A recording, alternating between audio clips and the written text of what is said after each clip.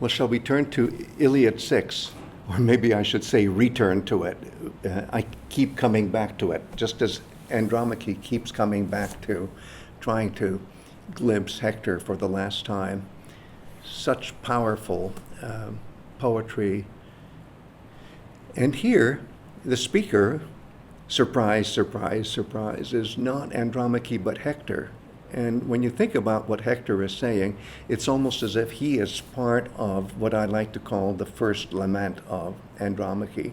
Certainly, Andromache has premonitions about all the terrible things that will happen to her husband first and then to herself later. But here, it's Hector who takes up where Andromache leaves off almost and is seeing in a foreboding kind of way what will happen to her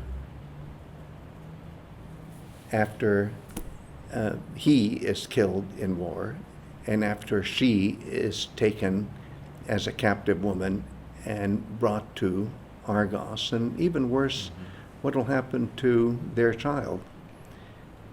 So it's all here, and there's such an air of resignation. I think of Elizabeth Kubler-Ross's description of various phases of coming to terms with death. And one of the phases is acceptance. And it's kind of a sad, ultra-sad acceptance of what will happen. And he has no choice. He has to fight. And he knows almost entirely what will happen in the future. It's just terrible. It makes me think that this is one of those places where we can perhaps see the medium coming through, because this is all retrospective. Yes.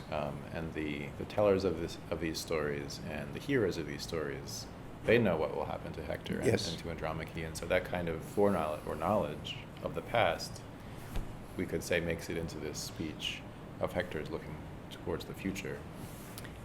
It's uncanny the way he has these feelings of foreboding that you usually expect the female singer of a lament to imagine. And she's doing plenty of that too in this encounter, this famous encounter in Rhapsody 6. But for him to do it, I think, is another one of those cases where you can see that men have the capacity to lament just as much as women. And what he is doing here is a masterpiece of what can morphologically count as a lament. You could easily reshape everything he says as if Andromache were predicting it or sensing that it'll happen. But here it is he who does it, and I think it makes it even more poignant that that both the wife and the husband are already lamenting what will happen to both of them. This also, in a way, picks up where the story, where the Song of Demodokos in Odyssey 8 leaves off, when Odysseus starts to cry, starts to weep there. Absolutely. The pain of the captive woman there, who's never identified in Odyssey 8, is brought to life here. And who should do it but the husband, who is, in a sense, the cause of the pain, in the sense that he will lose, and he somehow knows he will lose, and he will lose his life and leave his wife so vulnerable. Of course, the simpler way that this kind of thing happens in lament is if the lamenting woman, who is foreseeing what will happen, says, you bastard, you're going to leave me a widow, and you're going to leave your child an orphan. Or here's another way it can happen.